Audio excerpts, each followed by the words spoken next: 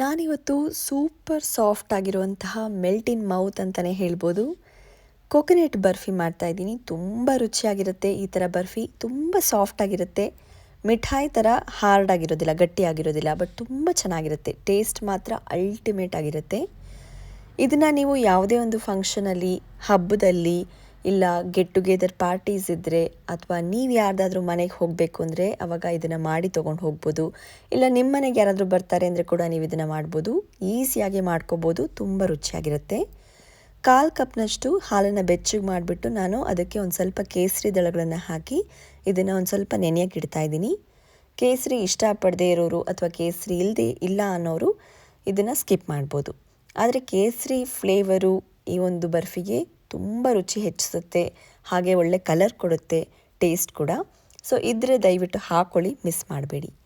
ಈಗ ಅದು ನೆನೆಯೋಷ್ಟೊತ್ತಿಗೆ ನಾನಿಲ್ಲಿ ಒಂದು 2.5 ಕಪ್ಪಷ್ಟು ಡೆಸಿಗೇಟೆಡ್ ಕೋಕೋನಟ್ನ ಅಳತೆ ಮಾಡಿಕೊಂಡು ಒಂದು ಬೌಲ್ಗೆ ಹಾಕಿಟ್ಕೋತಾ ಇದ್ದೀನಿ.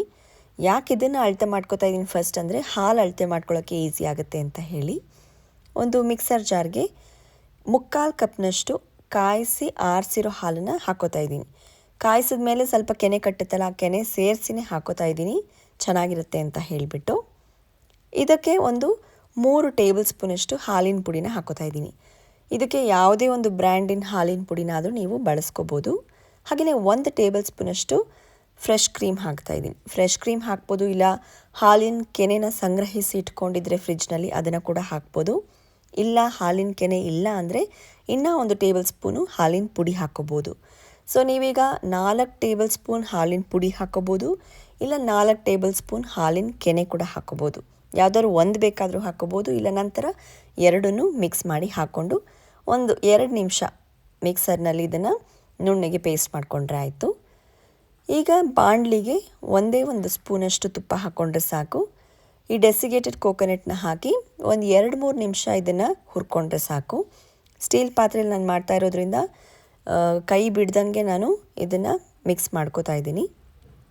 ಇದೊಂಚೂರು ಘಮ ಬರ್ತಿದ್ದಂಗೆ ಇದಕ್ಕೆ 1/2 ಕಪ್ನಷ್ಟು ಸಕ್ಕರೆ ಹಾಕೋತಾ ಇದ್ದೀನಿ. ಡೆಸಿಗೇಟೆಡ್ ಕೋಕೋನಟ್ ಇಲ್ಲದೆ ಇರೋರು ಮಾಮೂಲಿ ತೆಂಗಿನಕಾಯಿನೇ ಆ ಬ್ರೌನ್ ಪಾರ್ಟ್ ಇರುತ್ತಲ್ಲ ಅದನ್ನು ತೆಗೆದ್ಬಿಟ್ಟು ಬಿಳಿ ಪಾರ್ಟನ್ನು ಕಟ್ ಮಾಡಿ ಮಿಕ್ಸರ್ಗೆ ಹಾಕ್ಕೊಂಡು ಯೂಸ್ ಮಾಡ್ಕೋಬೋದು. ಸೊ ಡೆಸಿಗೇಟೆಡ್ ಕೋಕೋನಟ್ಟೇ ಹಾಕಬೇಕು ಅಂತ ಕೂಡ ಏನಿಲ್ಲ.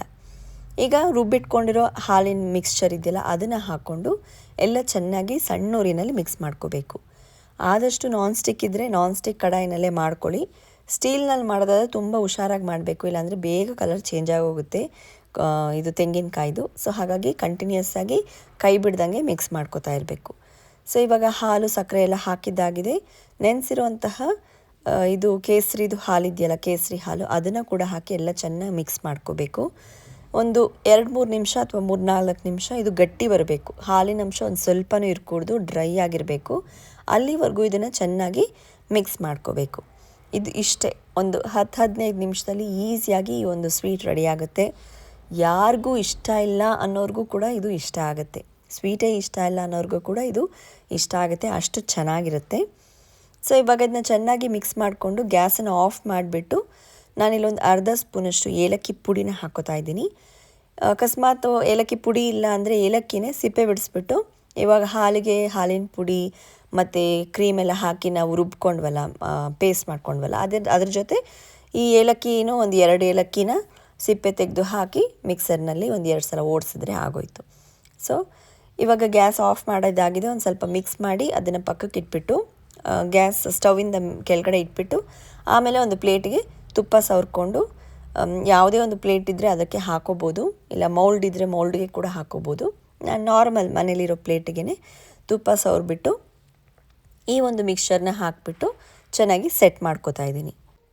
ಸ್ಟವ್ ಆಫ್ ಮಾಡಿದ್ಮೇಲೆ ಸ್ಟವ್ ಮೇಲೆ ಹಾಗೆ ಬಿಡಬೇಡಿ ಈ ಒಂದು ತೆಂಗಿನಕಾಯಿ ಮಿಕ್ಸ್ಚರ್ನ, ಅದು ಬೇಗ ಕಲರ್ ಚೇಂಜ್ ಆಗೋಗುತ್ತೆ, ಒಂದು ಸ್ವಲ್ಪ ಬ್ರೌನ್ ಆಗಿಬಿಡುತ್ತೆ. ಹಾಗಾಗಿ ಗ್ಯಾಸ್ ಆಫ್ ಮಾಡಿದ ತಕ್ಷಣ ಒಂದು 2 ನಿಮಿಷ ಮಿಕ್ಸ್ ಮಾಡಿಬಿಟ್ಟು ಕೆಳಗಡೆ ಇಟ್ಬಿಟ್ಟು ಆಮೇಲೆ ನೀವು ತಟ್ಟೆಗೆ ತುಪ್ಪನ ಸವರ್ಕೋಬೋದು.